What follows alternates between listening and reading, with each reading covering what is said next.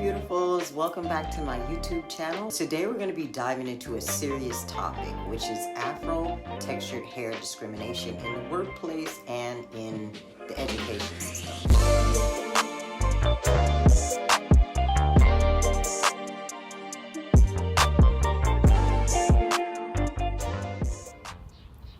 Hey everyone, I recorded the video that you're about to watch about a week prior to the update on the story coming out, which is the young man being offered to go to an alternative school because of his locks. Now, the mom did an interview, and in the interview, he has his hair styled in lock barrels, and I'm going to show you what those look like. So her argument is, they're lock barrels, you can't see the length, so why is he being suspended for length? I get it. I totally get it. However, it doesn't negate the issues that I bring up in this video. If anyone has seen the updated video where he's wearing lock barrels and still not allowed to attend, just watch the rest of this video and you'll see why I take the stance I take. A couple of weeks ago, about 3 people sent me an article. I'll link the full story in the description box. I believe it was on September 12th, where a young man in the 10th grade in Texas was indefinitely suspended and had been out of school for I think about 2 weeks when the story broke, because the school is claiming that he is violating the school's dress code policy, which is his hair exceeds going past the earlobe and neckline. Now, he happens to have locks, by the way, okay? This is this exact same school where another young man back in 2020, some of y'all might remember this, was told that he could not walk across the stage and graduate if he didn't cut his locks. But I don't really want to get into detail about the school. This video, this channel is about empowering you. And the best way to avoid unnecessary stress in life is through the power of prevention. It's funny how I hear so many people using the talking point, soft living or soft lives, yet fail to understand the level of control that you have over your life. You create the negative experiences that you have strictly based on the actions that you do not take. Because when you take action, that means you're preparing for something. You're setting a boundary in regards to what you're gonna take, what you're not gonna take. Now, the first thing that we're gonna talk about is, what does the Crown Act even do? The Crown Act stands for Creating a Respectful and Open World for Natural Hair. It's a law that prohibits race-based hair discrimination, which is the denial of employment or educational opportunities because of the texture of a person's hair or protective styles, including braids, locks, twists, or bantu knots. If you notice in that description, it does not say anything about changing already set policies. For instance, if you were to go into a convenience store, before you walk in, you see a sign that says no shirt, no shoes, no service. They have a right to implement and enforce that policy if you try to come in their store with no shirt and no shoes on. That doesn't mean that they're discriminating against you. I also want to state that only 23 states in almost the past 4 years has actually passed it. It's not a statewide law in Texas. In the city of Austin, in the city of Pflugerville, in Dallas and Harris counties only have they accepted this as a law. Now let's talk about what discrimination is. Discrimination is the unjust or prejudicial treatment of individuals or groups based on various factors such as race, gender, age, religion, or other characteristics.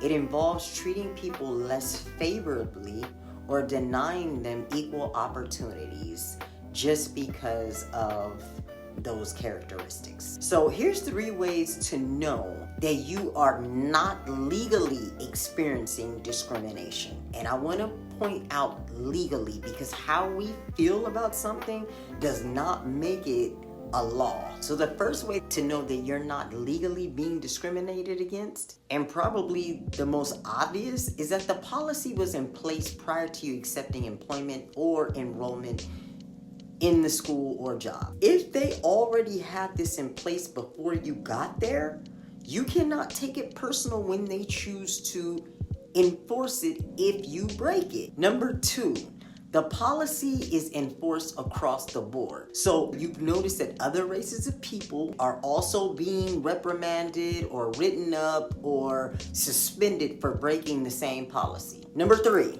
you failed to address the concerns about said policy prior to accepting employment or enrollment. Now, I want to say this.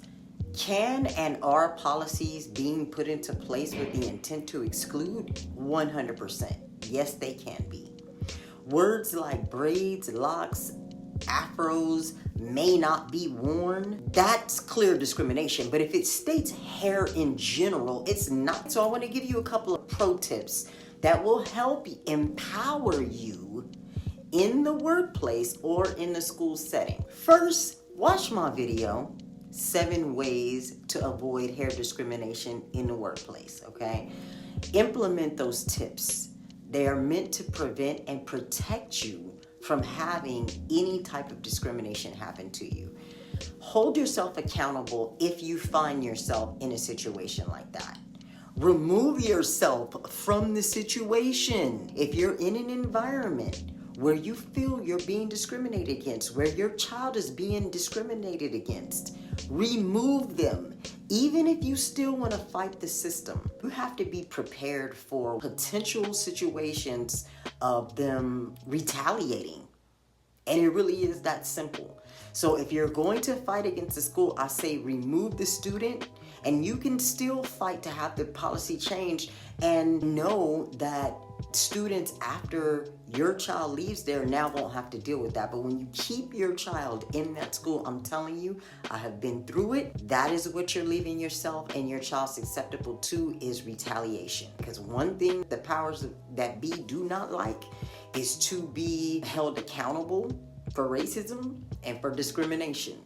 So just be prepared for that. And also, stop using the Crown Act to save you, okay? It is not a law that changes policies. There are very real cases of hair discrimination out there. But the funny thing about it is, to me, is that when I was in the workplace, and it's been over a decade since I was, but when I experienced hair discrimination, but never by white people. The discrimination that I was getting was from people who looked just like me with hair just like mine. I heard many times, "Oh, girl, you natural. I don't see how you do that. I can't do that." If a white person would have said that to me, I would have been offended.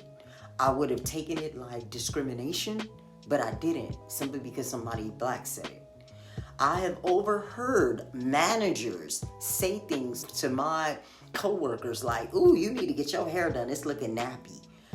That is clear discrimination. That is clear, and we just overlook it because somebody black said it.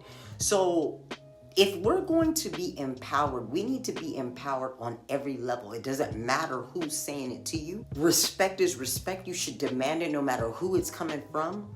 But the most important part of this discussion is that you are in the driver's seat of the situation. When I was reading the comments under the story on social media, there were so many people like, "Yeah, the Crown Act, how dare they? You should sue." Sue for what? We have to get out of this emotional reacting, because it's never going to give us the respect as the collective that we keep trying to fight for so bad. We keep trying to put ourselves in spaces where we're not desired and then yell out discrimination and racism. Let them have it. Create your own. If you're not in position to create your own, then what you have to do is you have to vet the environment that you put yourself and your family members into, that you put yourself and your loved ones into. There's nothing wrong with, before enrolling or before accepting a job, making sure that you read the dress code policy with a fine-tooth comb, and before you accept it, address anything that you see could be a potential problem. Because if I were to enroll my son into a school and he has locks, and I read that the policy says they can't be past earlobe and neck length when hanging down or when worn out, then I'm going to say, well, my son has locks, they grow, he has no intention of cutting them. Is this going to be a problem in the future? Either they're gonna say, yes, it's gonna be a problem because this is something that we enforce across the board, because mind you, I read the policy myself and it did not say locks, it said hair, overall hair in general. So how they're going to sue someone, a school at that, for having a policy that's in place prior to your student even being enrolled is beyond me. We have to take ownership for the places that we put ourselves into. And definitely last but not least, be proud of your hair. Own it. Hold your head high. Understand that when you are in the workplace or in an educational institution, the way you show up and your level of esteem and how you show up is how people are going to react to you. And this is with anything in life. If you have low self-esteem, people are going to treat you like you have low self-esteem.